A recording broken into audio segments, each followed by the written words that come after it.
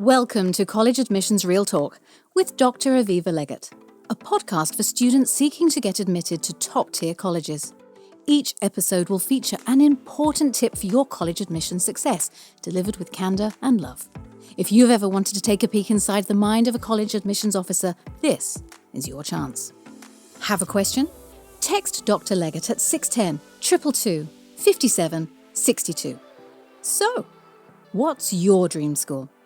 Welcome to College Admissions Real Talk. This is Dr. Aviva Legatt, founder and elite admissions expert at Ivy Insight and author of Get Real and Get In. Today, we're going to be talking about the interesting and somewhat unfortunate reality that applicants in 2021 who have potentially applied in fall 2020 as well will have to face, and that is the length of college waitlists this year. College waitlists are going to be very, very long this year. The Wall Street Journal reports that the pandemic has upended methods admissions officers use to predict how many students will enroll. So colleges are kind of flying blind. They're trying to figure out who's actually going to enroll next year, how many people they're going to have, and how they're going to capacity plan. And then likewise, you're trying to make your decisions with somewhat limited information compared to other kinds of years when you may go through this process. College waitlists have always had some room for padding. It's not a guarantee by any stretch if you're on a waitlist that you have any shot. But this year, your college waitlist strategy will be a likely part of your overall college admission strategy if you did not get into the colleges that you want and you were waitlisted at one of your best choice colleges. So this is where you need to step up and think about how you can demonstrate interest in your college.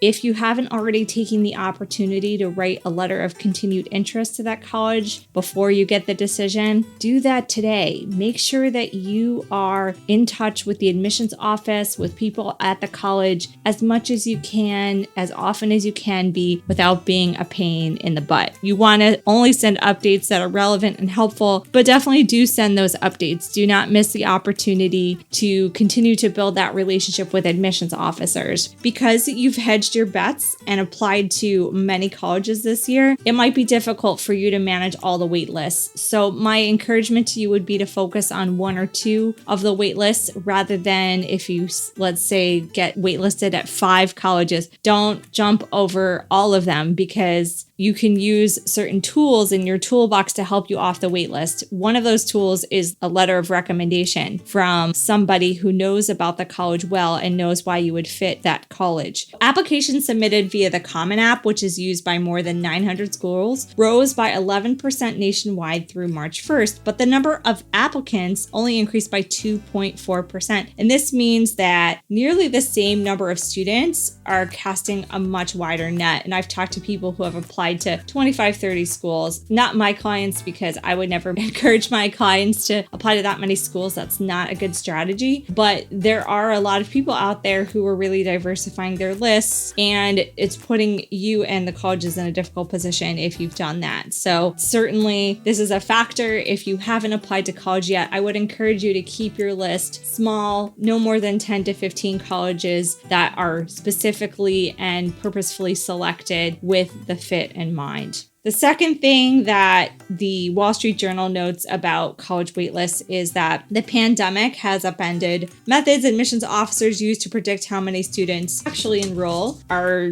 campuses going to have in-person instruction? Are they going to easily accept international students this year? Will people from out of state feel comfortable crossing state lines to go to these colleges? What will the vaccination rates look like? There are a lot of open questions that really make it difficult for you to predict where you're going to enroll and for colleges to decide who ultimately deserves the spot. Ultimately, if you're on the wait list, you deserve a spot, but so do all the other people on the list. So again, demonstrating that interest is going to be really important, and it's also going to be especially challenging. If you do have a chance to connect with a professor at the college, the admissions officer, your regional officer, your school counselor to help advocate for you, anyone that you can put in your corner to help you get off these wait lists, will be a huge source of support and drastically increase your chances of getting in. The next thing is that some colleges actually will probably continue to accept students up through the fall because conditions are constantly changing and you never know, somebody could drop out and your number could be called or your name could be called. So if you're on the wait list and you don't get in right away, don't necessarily take that as a closed door because the colleges may come knocking come fall, especially if you continue to stay in touch with them all summer. Now, this is not ideal, and I'm kind of cringing even sharing this because I don't love the idea that the college process is continuing longer than it really should, but I highly recommend if there is a top choice college for which you've been waitlisted, keep following up all summer, even if you don't hear back in the initial round. These are all the reasons why demonstrating interest throughout the process, as well as in this time right before decisions are released, is critically important to your being a successful applicant, particularly in this challenging pandemic year. I wish you the best, and if we can help out in any way, email us at info@ivyinsight.com and we'll be glad to explore how we can support you one-on-one. In the meantime, check out our summit. It's live and on replay all week long at collegeadmissionsummit.com. Please sign up to get access. Until next time.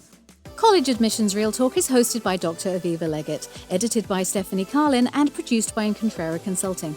I'm Caroline Stokes, and this has been your daily boost of college admissions insight. Have a question?